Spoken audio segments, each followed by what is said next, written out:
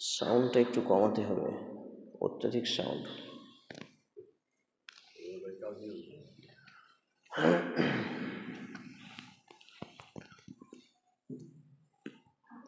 আলহামদুলিল্লাহ ওয়াহদাহু والصلاة والسلام على من لا نبي بعد وبعد. قال الله تعالى في كلامه المزيد والفرقانه الحميد: أعوذ بالله السميع العليم من الشيطان الرجيم. بسم الله الرحمن الرحيم. اقرأ باسم ربك الذي خلق خلق الإنسان من علق. وقال الله تعالى: يا أيها الذين آمنوا قوا أنفسكم وأهليكم نارا. عن أنس بن مالك رضي الله تعالى عنه قال: قال رسول الله صلى الله تعالى عليه وسلم: طلب العلم فريضة على كل مسلم. رب اشرح لي صدري ويسر لي امري واحلل عقدة من لساني يفقهوا قولي. رب يسر ولا تؤشر وتمم بالخير. رب زدني علما رب زدني علما رب زدني علما. সমস্ত প্রশংসা, গুণগান, গুণকীর্তন, হ্যান্দ শানা একমাত্র রব্বে কারিমের জন্য, যিনি এক এবং একক, ওয়াহদাহু লা শারীক, খালিক এবং মালিক, বিশ্বজাহানের প্রতিপালক। যেই আল্লাহ সুবহানাহু ওয়া তাআলার প্রশংসা করে শেষ করা অসম্ভব, তার প্রশংসা করতো আমরা আন্তরিকতার সাথে ছোট্ট ভাষাটি পাঠ করি। আসুন বলে ফিরি আলহামদুলিল্লাহ। অতঃপর অসংখ্য দরুদ ও সালাম, শান্তির ধারা বিবর্ষিত হোক আখিরি নবীন নবী রাহমাতুল লিল আলামিন মা আমিনাল্লাল মুরুদুলাল আখিরি নবীন, সর্বকালের শ্রেষ্ঠ মহামানবের প্রতি, যিনি ছিলেন ইমামুল আম্বিয়া, সমস্ত নবী এবং রাসূলদের সর্দার। আমরা বলি আল্লাহুম্মা সাল্লি আলাইহি আল্লাহুম্মা বারিক তাসলিম সাল্লাল্লাহু তাআলা আলাইহি ওয়া সাল্লাম। আনা তালিবু ইলম, আমি একজন ইসলামের নগণ্য ছাত্র হিসাবে আজকের জুমার খুতবার বিষয়বস্তু হল দ্বীনি বা ইসলামী শিক্ষার প্রয়োজনীয়তা। উল্লেখিত বিষয়ের প্রতি পবিত্র কোরআন এবং সেই সুন্নাহর আলোকে গুরুত্বপূর্ণ তথ্য ও তথ্যবহুল বিবরণের আপ্রাণ প্রচেষ্টা রাখছি ইনশাআল্লাহুল আজিজ। ওয়া মা তৌফিকি ইল্লা বিল্লাহ, আলাইহি তাওয়াক্কালতু ওয়া ইলাইহি উনীব। দ্বীনি শিক্ষা বা দ্বীন ইসলামের শিক্ষার প্রয়োজনীয়তা, এটা এতটাই গুরুত্বপূর্ণ, ভাইটাল টপিক অ্যান্ড সাবজেক্ট। যদি একজন ব্যক্তি মুসলিম পরিবারে জন্মগ্রহণ করার পরে বা কালিমায়ে শাহাদাত আশহাদু আল্লা ইলাহা ইল্লাল্লাহ, আমি সাক্ষ্য দিচ্ছি আল্লাহ ছাড়া সত্য কোনো ইলাহ উপাস্য নেই, ওয়া আন্না মুহাম্মাদুর রাসূলুল্লাহ, আমি এটাও সাক্ষ্য দিচ্ছি যে আর নবী মুহাম্মদুর রাসূলুল্লাহ সাল্লাল্লাহু আলাইহি ওয়াসাল্লাম হলেন আল্লাহর প্রিয় বান্দা, নবী এবং রাসূল। এই কালিমাকে শাহাদাত দেওয়ার পরে, শাহাদাত পাঠের পরে সর্ববৃহৎ, সর্বপ্রথম যেটা দ্য ফার্স্ট ইবাদাহ ইন ইসলাম রিলিজিয়নের মধ্যে, সেটা হচ্ছে পড়া বা শিক্ষা গ্রহণ করা। এই যে আমি খুতবার মেম্বারটাই দাঁড়িয়ে আছি, এই খুতবার মেম্বারটা কত ধাপের হবে এবং কিসের তৈরি হবে, এটাও বিধান রয়েছে ইসলামে। তাহলে এটাও জানকারির জন্য কি আছে? শিক্ষা। এই যে আমরা মসজিদে এসেছি, মসজিদে এসে কিভাবে ঢুকবো, কোন পাটা আগে ঢুকাবো, বের হওয়ার সময় কোন পাটা আগে বের করব, আবার ঢুকে এখানে দাঁড়িয়ে থাকবো নাকি বসে যাব, নাকি কিছু রুলস আছে, টোটাল বিষয়টাই আমাদের প্রত্যেকটা মানব জীবনের জন্য, বিশেষ করে মুসলিম কমিউনিটির জন্য, মুসলিম সমাজের জন্য আবশ্যকীয় বিষয় হলো ইসলামী বা ধর্মীয় বা দ্বীনি শিক্ষার প্রয়োজন। একজন মুরব্বী দেখলাম মসজিদে ঢুকলেন, ঢোকার পরে বসতে গিয়ে বললেন বিসমিল্লাহির রহমানির রহিম, লা হাওলা ওয়ালা কুওয়াতা ইল্লা বিল্লাহ। বসার সময় বিসমিল্লাহ বলতে হয়? কি বলতে হয় জানি আমরা? জানি না। তাহলে দ্বীনি শিক্ষার প্রয়োজনীয়তাটা কি আমরা বুঝতে পারছি তো? বসার সময় আমাদেরকে বলতে হবে সুবহানাল্লাহ। কি বলতে হবে? সুবহানাল্লাহ। অনেকে উঠেন, বসে উঠেন, তখন কি বলেন?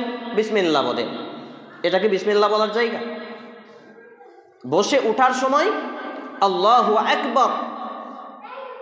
তাহলে এইভাবে প্রত্যেকটা সেকেন্ডে সেকেন্ডে মোড়ে মোড়ে আমাদের দ্বীনি বা ধর্মীয় শিক্ষার প্রয়োজন রয়েছে।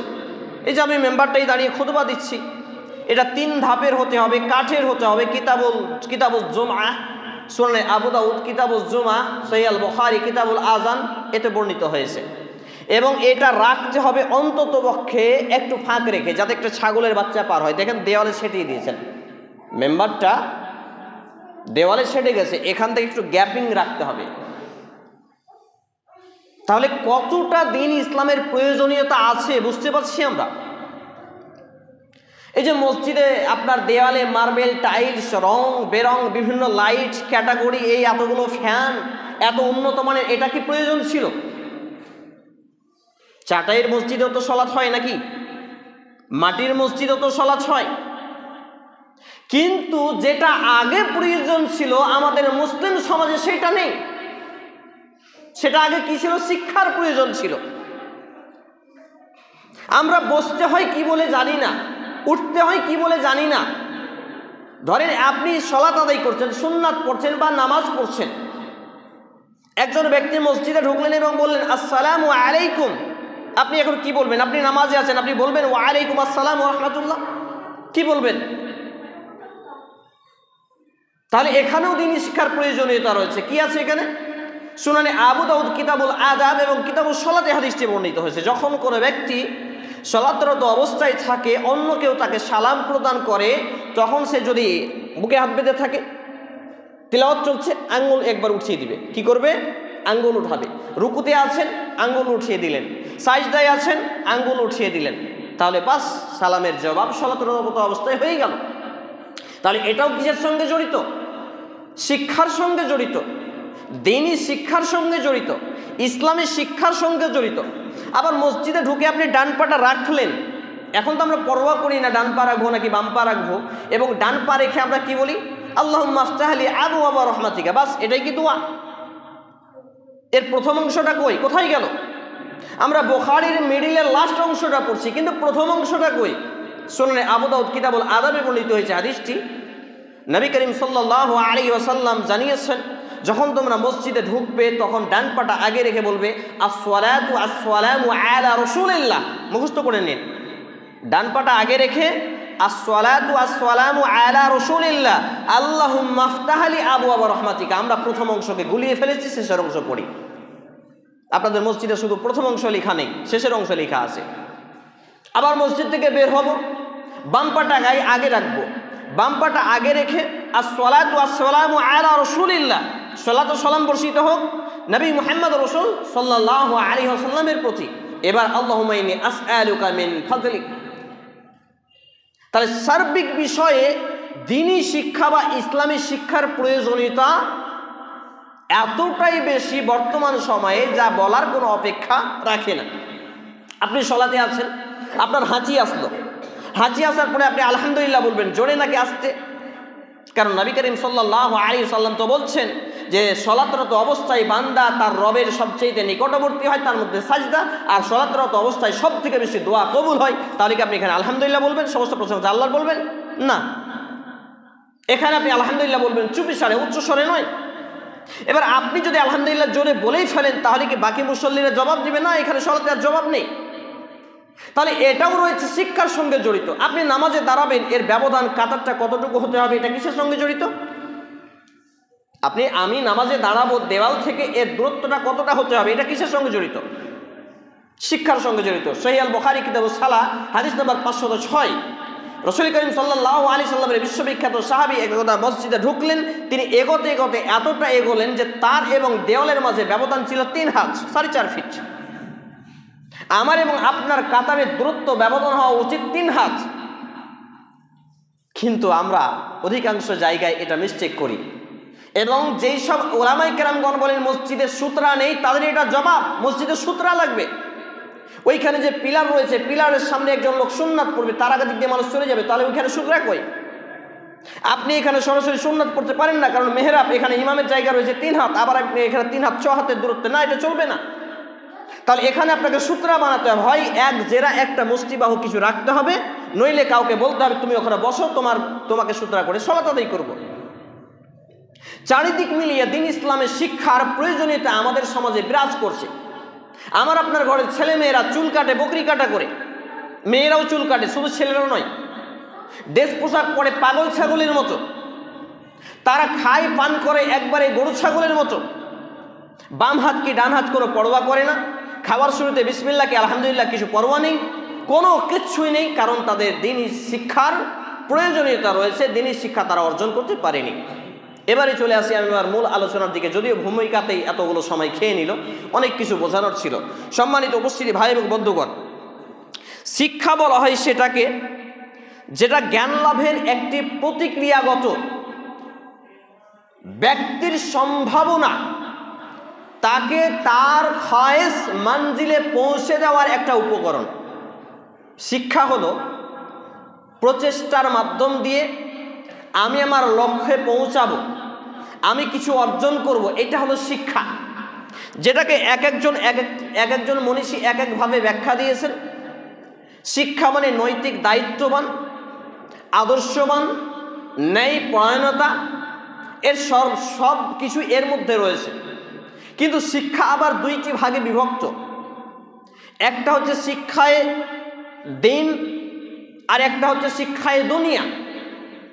শিক্ষায় দ্বীন যে ব্যক্তি অর্জন করবে, সে যদি দুনিয়ার শিক্ষা নাও অর্জন করে, তার মধ্যে অটোমেটিক্যালি মানবিকতা থেকে শুরু করে প্রত্যেকটা মানুষের হক থেকে শুরু করে সব কিছু এসে যায়।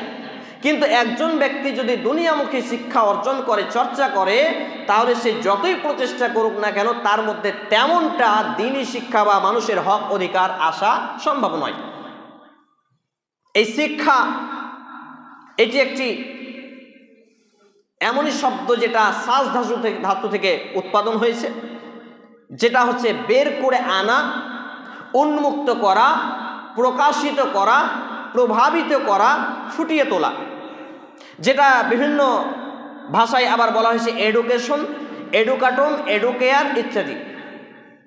তাহলে শিক্ষা মুসলিম জীবনে দ্বীনি শিক্ষা বা ধর্মীয় শিক্ষার প্রয়োজনীয়তাটা এতই বেশি যে আমি আর আপনি শিক্ষা ছাড়া একটা সেকেন্ড, একটা মিনিট, একটা মুহূর্ত অতিবাহিত করতে পারি না। এই যে ঘড়িতে এখন বাজে 12টা বেজে 19 মিনিট 41 সেকেন্ড, তাহলে এটা কিসের জন্য আমি জানতে পারলাম? শিক্ষা অর্জনের জন্য। আমার হাতে একটি বই লেখা রয়েছে, আমার লেখা বই। এই বইটিতে কি লেখা আছে, যারা বাংলা এবং আরবি পড়তে জানেন তারা অনর্গল পড়তে পারবেন, একটা ছোট্ট বাচ্চা ছেলেও পড়তে পারবে। কিন্তু 60 বছর, 70 বছর, 80 বছরের ব্যক্তি, তারও চোখ রয়েছে দুটো, তারও কান রয়েছে দুটো, অথচ সে ব্যক্তি শিক্ষা অর্জন না করার ফলে সে কিন্তু পড়তে পারবে না। যেটাকে আমরা বলি সুশিক্ষাই জাতির মেরুদণ্ড, এবং লেখাপড়া করে না যারা, চোখ থাকতে অন্ধ তারা। যদি আপনি লেখাপড়া করেন আপনি অনর্গল পড়তে পারবেন, যদি লেখাপড়া না করেন চোখ আছে কিন্তু আপনি অন্ধ। তাহলে এই ছেলে, মসজিদ ভিত্তিক শিক্ষা, মাদ্রাসা ভিত্তিক শিক্ষা, কিতাব ভিত্তিক শিক্ষা, হাদিস ভিত্তিক শিক্ষা, কোরআন ভিত্তিক শিক্ষা, সার্বিক বিষয়ে শিক্ষা জড়িত রয়েছে। এই জন্য আল্লাহর নবী মুহাম্মদ রাসূলুল্লাহ একযোগে বলি সাল্লাল্লাহু আলাইহি ওয়াসাল্লামের উপরে the first time most important topic and subject হিসেবে যে আয়াতে কারিমা আল্লাহ রাব্বুল আলামিন নাজিল করলেন, রিলিজ করলেন, সেটা ছিল কি? ইকরা বিসমি রাব্বিকাল্লাযী খলাক। এটি রয়েছে কুরআনুল কারীমের 30তম পারা 603 নম্বর পৃষ্ঠা 96 নম্বর সূরা আয়াত নম্বর 1 এবং 2। আল্লাহ রাব্বুল ইজ্জাত বলছেন, ইকরা বিসমি রাব্বিকাল্লাযী খালাক খালাকাল ইনসানা মিন আলাক। অর্থাৎ পাঠ করুন আপনি আপনার রবের নামে, পাঠ করুন আপনি আপনার রবের নামে। খালাকাল ইনসানা মিন আলাক, যেই রব আপনাকে রক্ত জমাট বাঁধা রক্তপিণ্ড থেকে সৃষ্টি করেছেন। বলি সুবহানাল্লাহ। চিন্তা করুন, আল্লাহ রাব্বুল ইজ্জাত এই আয়াতে কারিমাটা প্রথম নাজিল করলেন মুহাম্মাদুর রাসূলুল্লাহ সাল্লাল্লাহু আলাইহি ওয়াসাল্লামের উপরে। তো সম্পূর্ণ আয়াত প্রথমে আসেনি। ইকরা আপনি পড়ুন, ইকরা আপনি পড়ুন, ইকরা আপনি পড়ুন। একজন ব্যক্তি মানুষের বেশে এসে মুহাম্মাদুর রাসূলুল্লাহ সাল্লাল্লাহু আলাইহি সাল্লামকে হেরা গুয়ায় জড়িয়ে চেপে ধরে বলছেন, ইকরা আপনি পড়ুন। তিনি বলছেন, পড়তে জানি না। একবার, দুইবার, তিনবার চেপে ধরে বলছেন যে ইকরা বিসমি রাব্বিকাল্লাযী খালাক, পাঠ করুন আপনি আপনার পালনকর্তার নামে, আপনার প্রতিপালকের নামে, আপনার রবের নামে। খালাকাল ইনসানা মিন আলাক ইকরা ওয়া রাব্বুকাল আকরাম আল্লাযী আল্লামা বিল কলম আল্লামাল ইনসানা মা লাম ইয়ালাম। 5টি আয়াতে কারিমা নাজিল হয়ে গেল। কেন প্রিয় ভাইরা? এখানে আল্লাহ রাব্বুল আলামিন আকিমিস সালাত, সালাত কায়েম করো, নামাজ পড়ো, ইতাইজ যাকাত, যাকাত প্রদান করো, ওয়াল হাজ্জু, হজ সম্পাদন করো, সওমে রমাজান, এ কথা বলতে পারতেন না? বোঝাতে পারছি আমি কথা? আমার ভাষা বুঝতে পারছেন? আল্লাহ তাআলা এই শিক্ষা বা পড়ুন বা পড়ো এই শব্দ নাজিল না করে কোরআনটা শুরু করতে পারতেন না নামাজ পড়ো দিয়ে, শুরু করতে পারতেন না হজ করো দিয়ে, শুরু করতে পারতেন না দান করো দিয়ে, মসজিদ নির্মাণ করো, মাদ্রাসা নির্মাণ করো, এ দিয়ে শুরু করতে পারতেন না? কি মনে হয় আপনার? কিন্তু ইকরা বিসমি রাব্বিকাল্লাযী খালাক, রবের নামে পড়ো দিয়ে শুরু করলেন কেন? কেন ভাই? এখান থেকে বোঝানো হয়েছে, আরেকটা উদাহরণ দিয়ে সহজ হবে। মুরু আওলাদুকুম বিসসালাহ, কার ভাষা? রাসূল মুহাম্মাদুর রাসূলুল্লাহ সাল্লাল্লাহু আলাইহি সাল্লামের ভাষা। তোমাদের ছেলেমেয়েরা যখন 7 বছরে আসে তাদেরকে সালাতের জন্য তাগিদ করো, নামাজের জন্য আদেশ দাও। 10 বছর হলে একটু পিটনি দাও, হালকা মার দাও। তাহলে 1 থেকে 10 বছর পর্যন্ত, 7 বছরে আদর করে মসজিদে যাও বাবা, 10 বছরে পিটুনি দাও, মানে 1 থেকে 7 বছর পর্যন্ত। তাহলে আমার আর আপনার কি কোনো ইবাদত নেই? আমার আর আপনার ইবাদত নেই? অথচ আল্লাহ রাব্বুল আলামিন বলছেন সূরা আয-যারিয়াত 51 নম্বর সূরা 56 নম্বর আয়াত, ওমা খালাকতুল জিন্না ওয়াল ইনসা ইল্লা লিয়াবুদুন, আমি মানুষ আর জিন জাতিকে সৃষ্টি করেছি একটি মাত্র লক্ষ্য উদ্দেশ্যে, ইল্লা লিয়াবুদুন, তারা কেবল আমার ইবাদত করবে। তাহলে ঘটনা যদি তাই হয়, তাহলে আমাদের তো কোনো সেকেন্ড ইবাদত ছাড়া চলা যাবে না।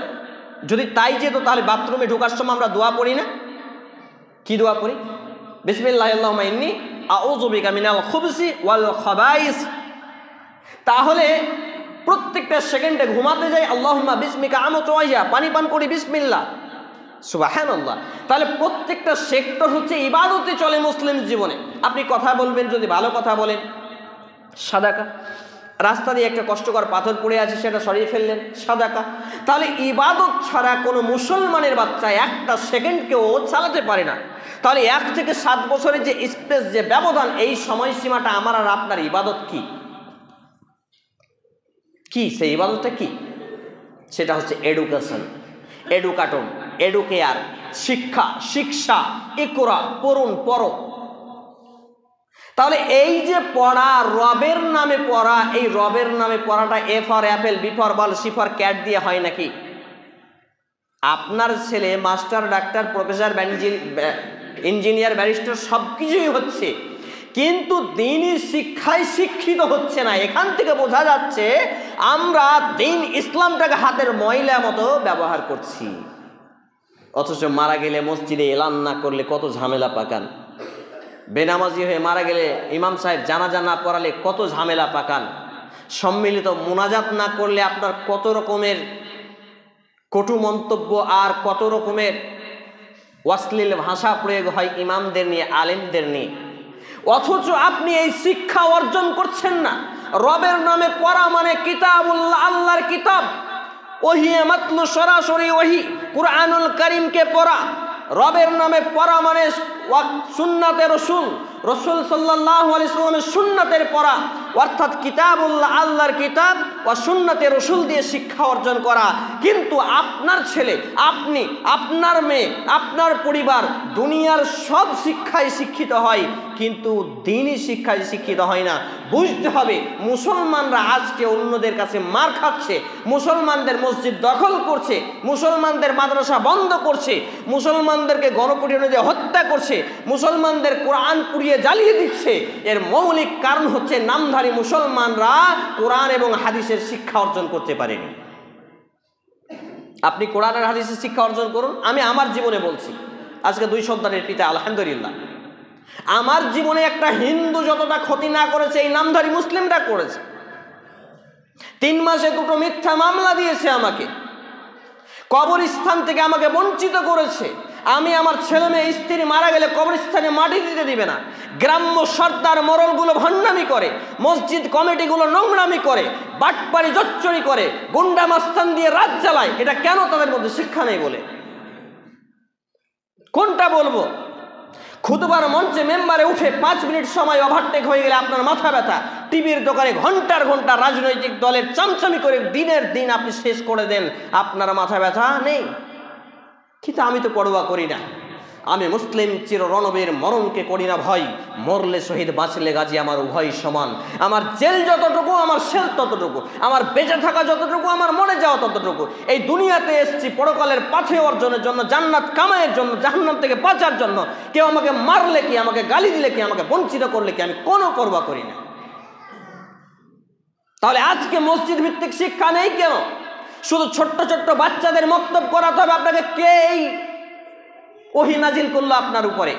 এই যে বয়স্ক চাচা দাদাগুলো আছে, এদেরকে কোরআন শিক্ষার ব্যবস্থা করুন মসজিদ থেকে। মসজিদে marble tiles, lighting, fan, AC লাগানো সফলতা নয়। মসজিদে আপনার যুবক থেকে বৃদ্ধ প্রত্যেকটা মুসলমানকে কোরআন শিক্ষা অর্জনের ব্যবস্থা করতে হবে, এটা হবে সফলতা। বাবরি মসজিদ দখল করে নিল, খুব আপনার মাথা ব্যথা। বাড়ির পাশে দেওয়াল লাগা দেওয়ালে মসজিদ, আপনি মসজিদে নামাজ পড়তে আসেন না, লজ্জা করে না? থু ছি, আপনার মতো মুসলমানকে থুথু মারি আমি। একই দেওয়ালে মসজিদ, মসজিদ আর বাড়ি একটাই দেওয়াল। 5 বার মুয়াজ্জিন বলে আসসালাতু খায়রুম মিনান নাওম। ঘুম থেকে সালাত উত্তর নেই। ইমাম সাহেব কতটি আছে ফজর মুসল্লি? কতটি আছে মুসল্লি? জিজ্ঞেস করেন। 5, 10, 15, 20 নেই। এত বড় মসজিদ, এত রং বেরং, এত মার্বেল টাইলস কিসের জন্য? লোককে দেখাচ্ছেন? সম্মানিত মসজিদে ভাই এবং বন্ধুগণ, মসজিদ তৈরি করার আগে শিক্ষা ব্যবস্থা করুন। মসজিদের উন্নতি কল্পে জালসা করে 5 পয়সা কোনো লাভ হবে না। বড় বড় ডেড়মা মৌলবি বক্তাদেরকে এনে 5 পয়সা কোনো লাভ হবে না। 20,000 30,000 টাকা বক্তাও 1 ঘন্টায় দিয়ে দিবেন। আর আপনার মসজিদে একটা ইমাম খেয়ে না খেয়ে এই ঠান্ডার সময় স্ত্রী ছেড়ে, ছেলে মেয়ে ছেড়ে আপনার মসজিদে পড়ে থাকবে, তার বেতন 5 থেকে 10,000 টাকা। আর আপনি একটা ভাড়াটিয়া বক্তা নিয়ে আসবেন, যেগুলোকে আমি ভাড়াটিয়া সার বলি, আর এদেরকে নিয়ে এসে আপনি 20,000 50,000 দিবেন। আপনার লজ্জা হওয়া উচিত। এই খুতবার মেম্বারে আপনি খুতবা দেওয়ান, ওর থেকে বেশি কাজ হবে। মাদ্রাসার উন্নতি করবে জালসা, মাদ্রাসার কি উন্নতি করেছেন? বড় বড় বিল্ডিং, শিক্ষা ব্যবস্থা কোথায়? চারিদিক মিলিয়ে ভণ্ডামি আর নোংরামি আর জোচ্চড়ি আর বাটপারি আর লুটে খাওয়া আর বেঈমানি আর মাস্তানি চলছে। এটা মূলত ধর্মীয় শিক্ষার অভাবে, ধর্মীয় শিক্ষা না থাকার ফলে। অতএব আমাকে এবং আপনাকে এখান থেকে একটা শিক্ষা নিতে হবে। আল্লাহ তাআলা সর্বপ্রথম যে আয়াতে কারিমা নাজিল করলেন সেটা হচ্ছে শিক্ষা।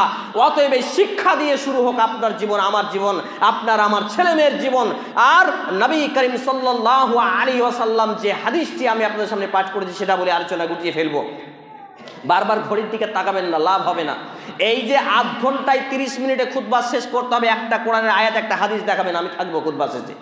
খুতবা সংক্ষিপ্ত করতে হবে, ঠিক আছে, কিন্তু আপনার মসজিদে আমি আজকে এসেছি 414 নম্বর মসজিদে খুতবা, আলহামদুলিল্লাহ, কিন্তু এই 30 মিনিটে খুতবা শেষ করতে হবে। একটা কোরআনের আয়াত এবং একটা হাদিস আমি দেখতে চাই, একটা, বেশি কিছু নয়। অর্থাৎ একটা বিষয় ধরেছি, বিষয় শেষ করব, 5 মিনিট 7 মিনিট ওভারটেক হতেই পারে, এতে কোনো পরোয়া নেই। আমি যে হাদিস আপনাদের সামনে পাঠ করেছি, হাদিসটি বর্ণিত যে সুনানে ইবনে মাজাহ গ্রন্থের 224 নম্বর হাদিস। মিশকাতুল মাসাবি গ্রন্থের 218 নম্বর হাদিস, সহিহুল জামে আস-সাগীর গ্রন্থের হাদিস নাম্বার 3913 ক্রমিক নম্বরে। হাদিসের বর্ণনাকারী রাবী হচ্ছেন আনাস ইবনে মালিক রাদিয়াল্লাহু তাআলা, তিনি বলছেন ক্বালা রাসূলুল্লাহ সাল্লাল্লাহু আলাইহি ওয়াসাল্লাম তুআলাবুল ইলমি ফারিজাতুন আলা কুল্লি মুসলিম। দিন ইসলামকে তলব করা, ধর্মীয় দিন ইসলামের জ্ঞান, বেসিক ইলম অর্জন করা, সঞ্চয় করা, পড়াশোনা করা, গবেষণা করা, অধ্যয়ন করা প্রত্যেকটা আলা কুল্লি মুসলিম তামাম মুসলমানের উপরে ফরজ করা হয়েছে। বলি সুবহানাল্লাহ। তাহলে বলুন, মুরব্বী সাহেব আপনার বয়স 60-70 বছর হয়ে গেল, চুল দাড়ি পেকে গেল, নামাজও পড়েন, কোনো রকম টানা হাঁচড়া করে হলেও কোরআনটা পড়তে শিখেছেন? বলছেন বয়স হয়ে গেছে। গত পরশু দিনের একটা ভিডিও আমরা আপলোড দিয়েছি, ইউটিউবে দেখবেন। একজন ব্যক্তি 60 বছর বয়সে রিটায়ার করলেন সরকারি চাকরি থেকে।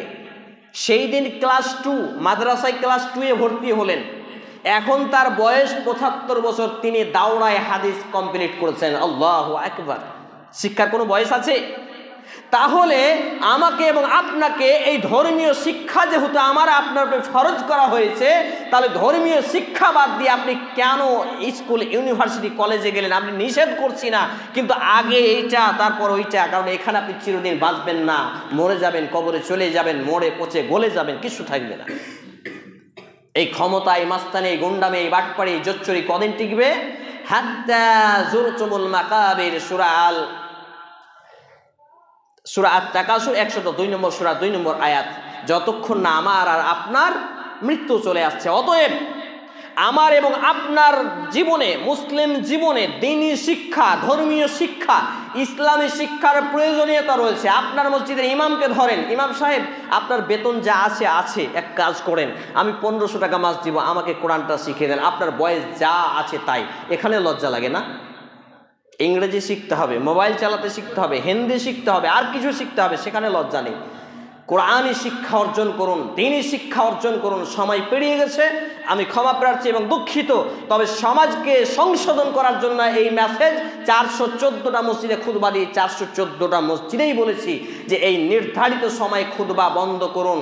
খুতবা শুরু হওয়ার টাইম শুরু হবে জানবে মানুষ, শেষ হওয়ার টাইম জানবে না। কারণ বিষয়বস্তু শুরু করেছি, বিষয়বস্তু শেষ করব।